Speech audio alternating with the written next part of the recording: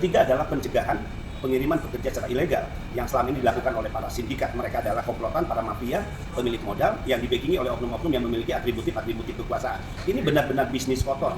Bagaimana cara mendapatkan uang yang sangat besar dengan cara yang cepat. Nah, ini menjadi prioritas utama BP2MI dan saya sudah membentuk Satgas. Yang Satgas ini memiliki tugas utama untuk memerangi sindikat pengiriman ilegal pekerja migran Indonesia, membatasi ruang gerak mereka, kemudian menyeret mereka secara hukum untuk memberikan efek jera, dan tentu target terakhirnya adalah tidak ada lagi penempatan pekerja migran Indonesia secara ilegal. Kenapa? Karena 90% mereka yang mengalami eksploitasi, kekerasan fisik, kekerasan seksual, gaji yang tidak dibayar sesuai kontrak, mengalami nasib buruk pemutusan hubungan kerja secara sepihak, mengalami diskriminasi dalam hal pelayanan makanan dan minuman, bahkan juga jam kerja yang melebihi batas. 90% itu dialami oleh para pekerja migran Indonesia yang unskilled, yang tidak memiliki keahlian, keterampilan, dan diberangkatkan secara ilegal.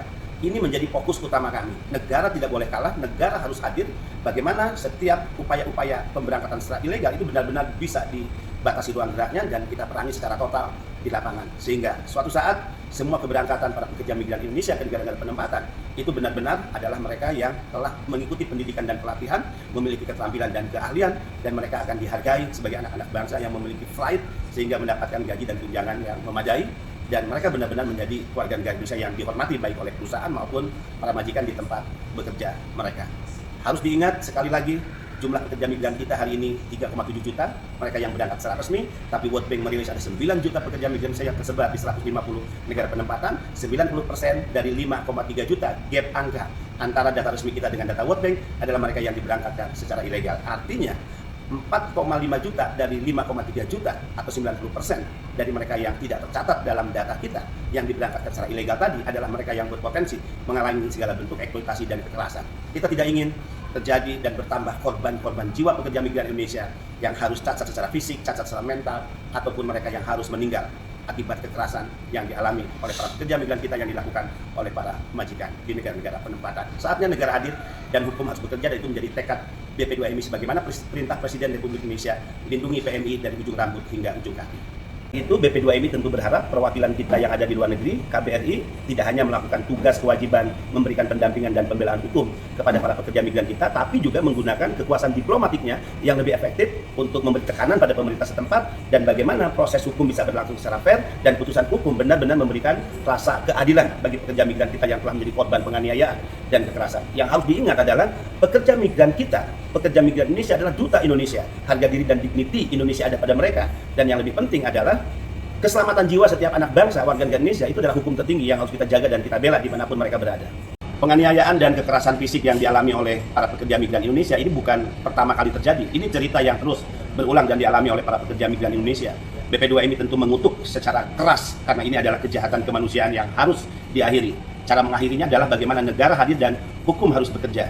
Kita tahu bagaimana kekerasan fisik, kekerasan seksual, gaji yang tidak dibayar sesuai kontrak, pemutusan hubungan kerja secara sepihak, bagaimana juga perlakuan-perlakuan yang sangat diskriminatif terkait makanan minuman yang dikonsumsi oleh para pekerja kita, jam kerja yang melebihi batas. Ini banyak dialami 90% oleh para pekerja migran kita yang diberangkatkan secara ilegal.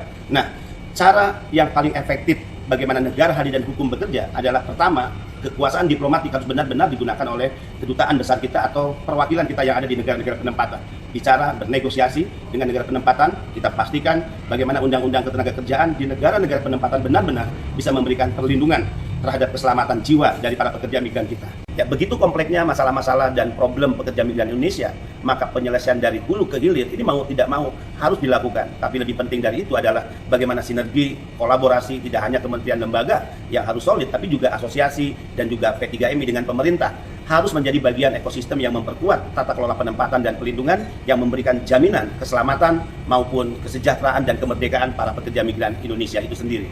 3 langkah yang sedang disiapkan dan bahkan sebagian sudah dikerjakan oleh BP2MI mengatasi problematika pekerja migran Indonesia yang sangat kompleks adalah pertama tentu membuat semua perangkat, aturan main dan bahkan regulasi turunan dari Undang-Undang 18/2017 yang benar-benar merefleksikan tidak hanya sekedar kehadiran tapi keberpihakan negara dalam memberikan jaminan pelindungan, keselamatan dan juga bagaimana mewujudkan kemerdekaan dan kesejahteraan bagi para pekerja migran Indonesia.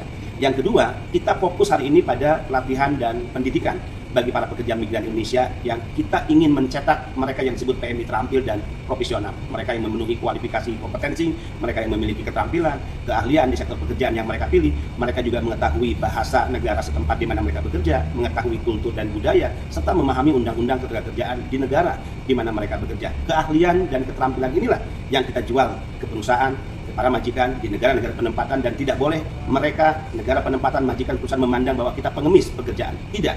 PMI adalah harga diri negara kita. PMI adalah dignity bagi Indonesia.